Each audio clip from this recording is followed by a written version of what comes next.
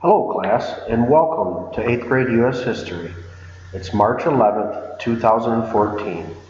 Today we're going to talk about Africans in slavery and freedom. We're going to look at some of the ways in which Africans were treated and then how they would rebel against their slave owners or overseers. Life under slavery. Slaves had what was called slave codes put onto them.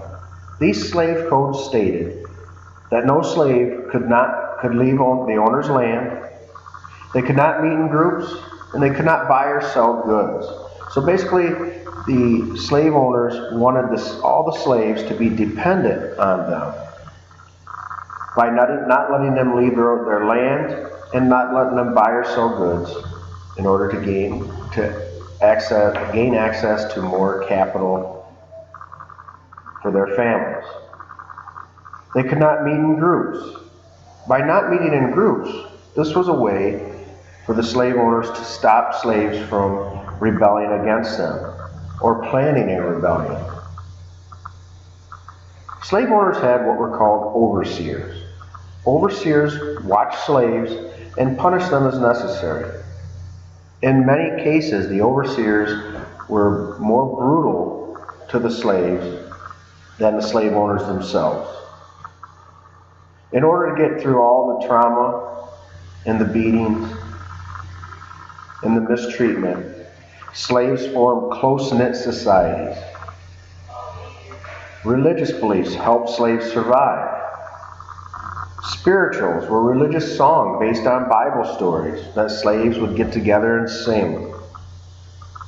Slaves would also keep their traditions alive by storytelling.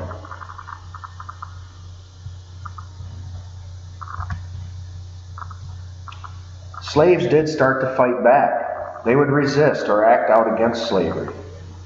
They would secretly damage slave owners' tools.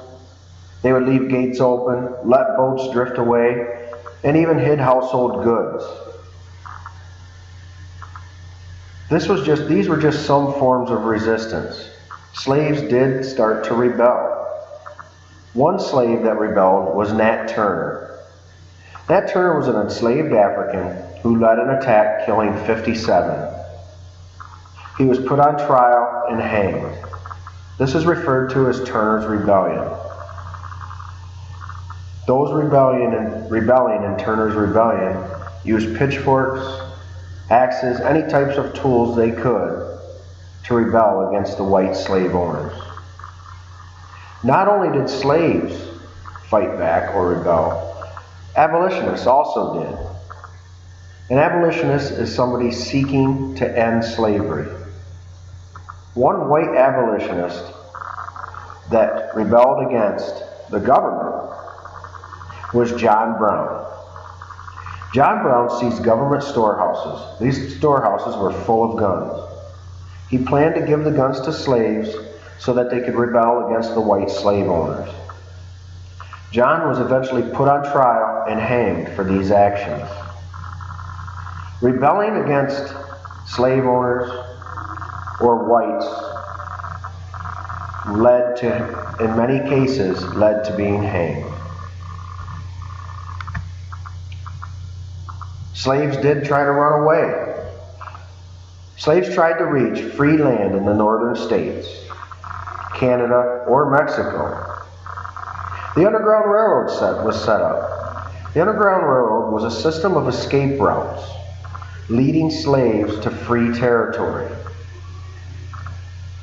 The Underground Railroad had conductors, which were members of the Underground Railroad, stations. Stations were the hiding places, barns, attics, secret rooms, anywhere that the identity and the whereabouts of a slave could be hidden. Some of the conductors were free Africans, white Northerners, or church leaders. One of the most famous conductors was Harriet Tubman, a former slave herself. She was best known for being a conductor. She led 20 trips to the South and was able to free over 300 people.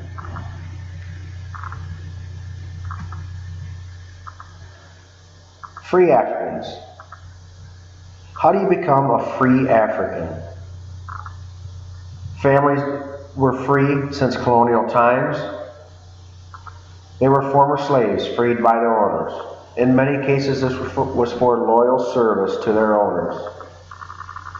They bought their way to freedom, or they would gain freedom by running away. The lives of free Africans. Many of the free Africans lived in cities, and they worked in many professions, and some became very wealthy. But most still felt unwelcome. They weren't allowed to vote, and segregation took place. They had to use separate facilities. They had to go to separate schools, separate churches, separate coffee shops. They couldn't go to the same place as whites. In the recent civil rights projects that we went through and presentations, some forms of rebellion towards the segregation were sit-ins, which is a peaceful demonstration, marches. So through the civil rights presentations that we had just gone through, it is evident that segregation lasted a great deal of time. And it wasn't just a problem just before the Civil War.